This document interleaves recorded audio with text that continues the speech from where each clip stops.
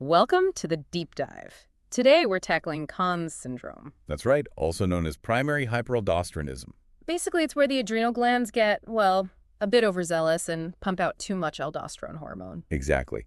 And our mission today, using your MSRA revision notes, Mm-hmm. is really to pull out the high-yield stuff you need for revision. Cover all the key points, yeah. No, it gets thick. Okay, so at its core, Conn's means too much aldosterone. And that causes a few key things, right? Yep, the body hangs onto salt and water, which pushes up blood pressure. That's your hypertension. Right. Then you often get low potassium hypokalaemia and something called metabolic alkalosis, a shift in the body's acid-base balance. Okay, let's unpack this a bit more. So definition-wise, Conn syndrome is primary hyperaldosteronism.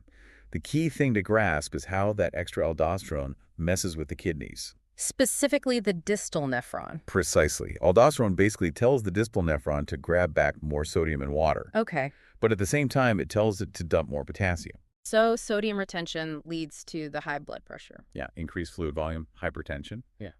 And the potassium dumping leads to the hypokalaemia. These shifts also contribute to that metabolic alkalosis. Got it. So let's dig into the why, the etiology. The notes split it into primary and secondary hypaldosteronism. What's the main difference there?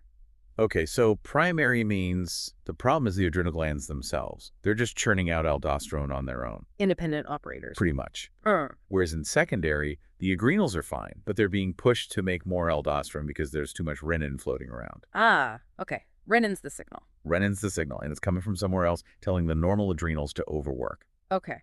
So focusing on primary first. The big one, over 80% of cases, is an adrenal adenoma. Yep, a single benign tumor on one adrenal gland. That's Conn syndrome in the strictest sense. Right. What else falls under primary? Well, then you've got bilateral adrenal hyperplasia, BAH. That's where both glands are enlarged and overactive, about 15% or so. Then there are the familial types inherited forms. Type 1 is GRA, glucocorticoid-remediable aldosteronism. Tends to show up early, can cause pretty tough-to-treat hypertension. Type 2 is more of a genetic tendency towards getting adenomas or BAH. And the last one? Adrenal carcinoma. That's rare, thankfully. It's a cancerous tumor, sometimes only found after surgery for what they thought was a benign adenoma. Right. Now the secondary causes, that's where renin is high. Exactly. High renin stimulating normal adrenals. Think about situations where the body thinks volume or pressure is low. Like with diuretics? Perfect example. Yeah. Diuretics can trick the body. Also heart failure, liver failure, nephrotic syndrome, and the classic one is renal artery stenosis, narrowed kidney arteries.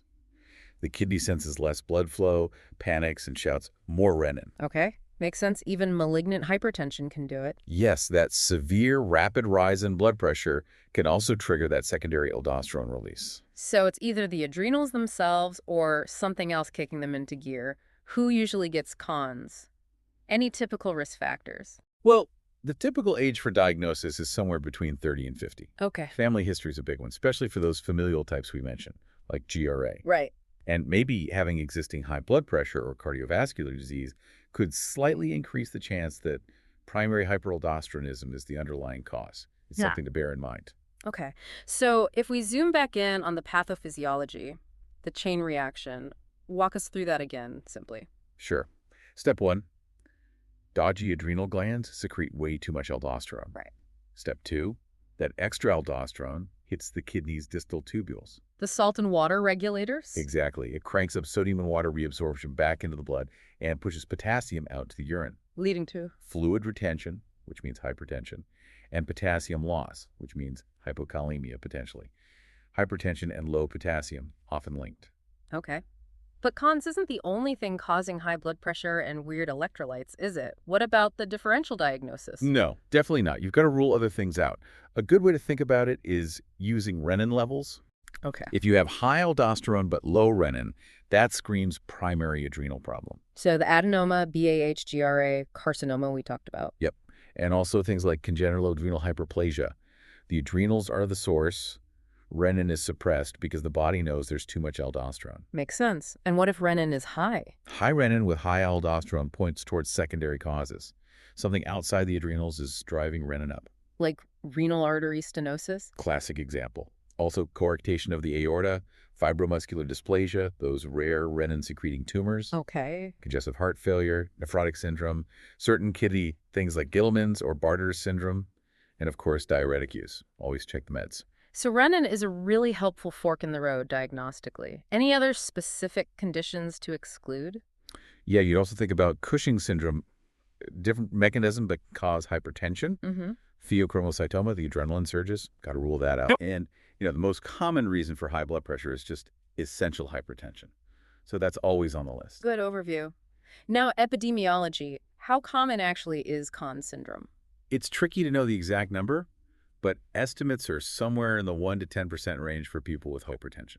Okay, not insignificant. No, and it seems to be a bit more common in women, usually diagnosed, as we said, between 30 and 50. And what about primary hyperaldosteronism overall, including BAH and the others? That's thought to affect maybe 5 to 10% of all patients with hypertension. But here's where it gets really interesting. Go on. It's considered the most common curable cause of secondary hypertension. Curable. That's huge. It really is. Unlike essential hypertension, where you're usually managing it long-term, here you potentially have a fix. That's why spotting it is so important. Absolutely. So what are the clinical features, the signs and symptoms that should make you think, maybe this is Conn's? What are the red flags? Well, the biggest one is hypertension, especially if it's hard to control with the usual meds. Resistant hypertension. Okay. Now, the classic teaching is low potassium, hypokalaemia. And patients might have muscle weakness, cramps, maybe tingling. And this is really crucial for revision. Hypokalaemia isn't always there. Maybe only 10 to 40% of patients actually have low potassium. So you can't rely on that alone. Absolutely not. Normal potassium doesn't rule out Conn's. Big take-home point. Okay. What else might you see? Metabolic alkalosis on blood tests, high bicarbonate, maybe increased thirst and urination, polyuria, nocturia, Yeah. because the kidneys aren't concentrating urine properly. Right. And then there are less specific things. Fatigue, trouble concentrating, even mood issues like irritability, anxiety, depression. Rarely you might get more severe things like muscle spasms, tetany, or even cardiac arrhythmias from the electrolyte disturbance. So resistant hypertension is the main trigger for suspicion. It's a major one. Yeah. Resistant hypertension, maybe with low or even borderline low potassium or any of those other features, should prompt screening. And the go-to screening test is? The aldosterone to renin ratio, the ARR. Generally, an ARR over 30 NEDL per NG-mLH with an aldosterone level over 15 NGDL is considered a positive screen. Okay, ARR is the starting point. If that's high, what are the next investigations? Right, if the ARR flags it, you'll want blood tests to confirm the high aldosterone and check that renin is indeed suppressed. Then you move to imaging. Adrenal CT scan. Usually, yeah, to look for an adenoma or signs of hyperplasia.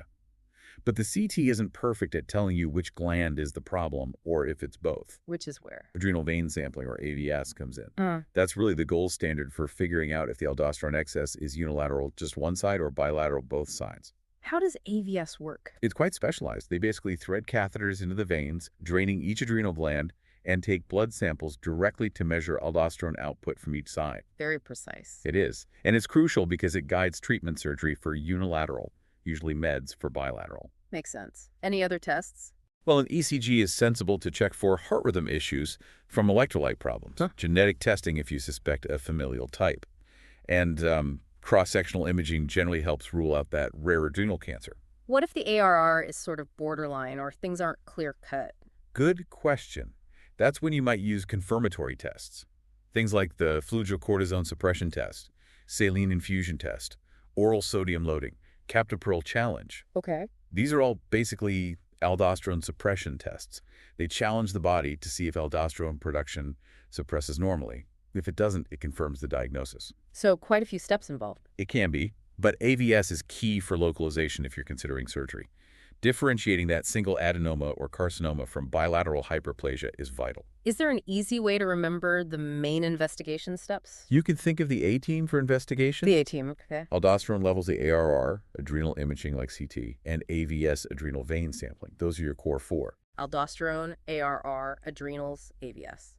Got it. That's helpful. So once you have the diagnosis, how do you manage Conn's? What's the approach? The main goals are pretty straightforward. Get the blood pressure under control and fix the electrolytes, especially potassium. Right. Medications first. Often, yes. The key drugs are mineralocorticoid receptor antagonists, or MRAs. things like spironolactone or epinephrine. They block aldosterone's effects. And surgery, adrenalectomy. Yep, surgical removal of the gland adrenalectomy is a great option if AVS confirms the problem is coming from just one side, like a unilateral adenoma. So the AVS result really dictates the path. Largely, yes. If AVS shows unilateral disease and the patient is suitable, surgery is often preferred. If it's bilateral or if surgery isn't an option or desired, then it's typically lifelong MRAs. Need to be careful with the MRAs, though. Definitely. You don't want to overtreat and cause dehydration or kidney issues. That pre-renal failure picture, careful monitoring is needed. What about those familial types like GRA? Ah, yes, for GRA, the first line is often low-dose glucocorticoids, dexamethasone or prednisolone. They can work really well and quickly for the hypertension. MRAs might be added later if needed. And before surgery, anything specific? Oh yeah, preoperative optimization is key. You want to get the blood pressure well controlled and the potassium levels corrected before the operation. Improves outcomes. Absolutely. Better recovery, fewer complications. And if the unilateral adrenalectomy works, it can actually cure the hypertension in about 55% of people. Cure. That's amazing. It is. And even if it doesn't fully cure the hypertension, it almost always corrects the hypokalaemia and generally improves quality of life significantly. And for bilateral disease, it's lifelong MRAs. Typically, yes. Spironolactone or Epler run for life, though surgery might occasionally be considered even in bilateral cases if one side seems overwhelmingly dominant. Okay. And just quickly for secondary hyperaldosteronism. There, you treat the underlying cause. Stop the diuretic, manage the heart failure, fix the renal artery stenosis if possible, address the root problem driving the renin up. Right. Let's try that example question again. A 45-year-old woman, resistant hypertension, low potassium, screen for. Primary hyperaldosteronism, Conn syndrome. Definitely. Perfect. So, thinking long-term, what's the prognosis like for someone with Conn's? Generally, it's very good if it's diagnosed and treated properly. Controlling the blood pressure and potassium really lowers the risk of long-term problems. And for primary hyperaldosteronism overall? Also pretty positive with treatment, but many patients, even after successful surgery for an adenoma, might still need some antihypertensive medication long-term. Oh, really? Even after surgery? Yeah, especially if they were diagnosed later in life and had high blood pressure for a long time before the Conn's was picked up. Some underlying essential hypertension might remain. I see. Are there other long-term things to consider? Well, we know excess aldosterone isn't great for the heart. It can cause damage like myocardial fibrosis. Right. The good news is that MRAs like spironolactone seem to help counteract that.